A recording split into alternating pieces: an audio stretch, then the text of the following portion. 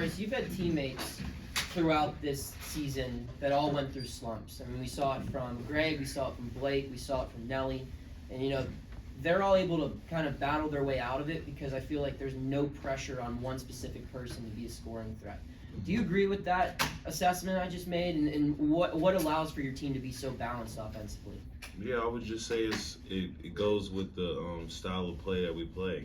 We have an equal opportunity offense. Everybody's empowered to play their game and shoot their type of shots, even if they make or miss. So I think that plays a huge role in guys' ability to, bounce back if they don't perform well from night to night. JB, this time of year, there's a lot of mileage on the body. You're playing 34 minutes a game, and it's your other teammates too, I'm sure. I mean, how do you stay fit? How do you stay in shape? How do you stay ready, keep your body right this time of season? Yeah, for me, I just, try to pay closer attention to the things that I control. That's fueling, that's sleeping, and for me, I'm just trying to capitalize on those few things. You had probably the best game of your career last time you guys played North Carolina. Do you expect to have a little bit more of a target on your back this time around? I just look forward to the competition. Teams they're obviously going to do things differently, as far as scheming, balls, screen coverages, things like that. So for me, I just look forward to getting out there, making my reads and, seeing how the game goes. JB, this time of year, I mean, there's a lot of parity within the ACC. There's 9 teams with a record over 500, 10 overall over 500.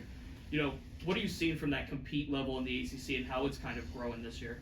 Yeah, it just talks, what you just mentioned, it talks heavily about our league. It's a great league, a very competitive league, and, each and every night there's a team that's standing across from you that has the ability to win, and we've seen that from top to bottom. So, it's just a tremendous league to be a part of.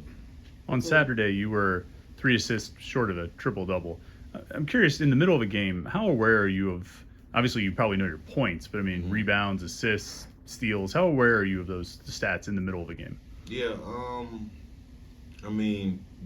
they're visible up on the board during the games, but for me, I'm locking in, trying to make as many plays as possible. I had no idea that I was filling up the stat sheet like that. I was just locked in and in the moment. What's it like for you, obviously, to go back home, North Carolina, play in the Dean Dome? I know you played high school ball in there, but what's it like this time around going into that game? Yeah, I would say that it'll definitely be a special game. Last time playing in that arena, I played there, won a state championship there, won last year there. So it's definitely going to be special to be in front of family and friends and, have another opportunity to compete in that building. It's clear on Saturday you guys were feeding off the crowd. You're going back on the road. Where do you find that extra oomph when you're on the road? Yeah, for us, it just comes down to the people that we take on the trip with us. That's going to provide the oomph that we need. We have to lock in collectively as a unit and understand that it's us versus them. Jamarius, what do you remember about the first time you met Blake? When did you know that relationship was going to work together? Yeah, I met Blake this summer, and immediately I just knew the relationship would work. He's a tremendous guy. He's selfless, and he's been there all season for us. Jamarius, do you put any thought into, everyone's focused on this year, but do you put any thought or responsibility into trying to help guys be leaders for when you're done after your time? Yeah, definitely. That's the biggest goal for me, is to leave a place better than, when I came in. So for us, it's definitely, it's veteran guys trying to establish a culture, establish a foundation, establish some things that the younger guys can take and learn and, help propel them for the seasons to come and, as they continue with their journey. What do you think, what are some of the things that you could think back to, like things where you're like, I'm going to challenge this guy in this moment, and moments where you've seen some of the younger guys on this team rise up and meet that challenge? Yeah, I would say, for example, like Nate, he's given tremendous effort on energy. Tremendous effort and energy on the defensive side. He wasn't doing that early in his career, but now he's given those second efforts, and that's played a big role in our season and, how we've been able to win ball games, with him and other guys in particular. Communication, we're communicating more. The younger guys are picking up on coverages that we're trying to do, being more demanding in ball screens, calling out switches, things like that have definitely helped them and helped us. Earlier today, Carolina's coach talked about how you and your teammates are able to create shots for yourselves. When you go back and watch film, whether it's of yourself or Nelly or Blake, whoever it may be, what do you kind of use to judge whether you took a good shot or whether you were able to create your own shot and it was a good shot? Yeah, for us, it's just about, I feel like the big part about this team that makes us, so successful is the fact that everybody knows their strengths and weaknesses. So for us, if I'm taking a shot that's within my strength realm, then it's a good shot for us, and the same thing for everybody else. Greg's a three-point specialist. So if he pulls a three, we're not worried about it because that's exactly what he does. You get what I'm saying? So I think that plays a tremendous role in, why we're able to play how we play. Do you feel you're doing that at a high percentage this year, maybe even compared to last year or earlier in the season? Yeah, definitely. I would say as the season has gone on, we've definitely gotten better. Players understand each other's tendencies, and, we're just able to play off each other better.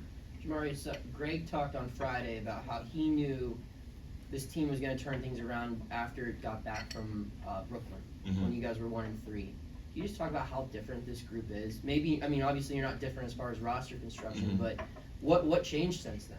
Yeah, I would just say we got more, experience underneath our belt. Earlier on, we were a new team, so many new guys, so many new faces, and we were hit, with some adversity and some fire that we had never been in before. So now we have, some of those experiences, some of those war wounds, and we're able to, be collective in some of those moments as opposed to, divided. If I would have told you after that, considering that, you guys haven't had Dior this year, if I would have told you were gonna have limited John Hughley, you weren't gonna have Will, you're gonna start the year 1-3, but you're gonna be in the spot that you're in now, would you still believe me as a team?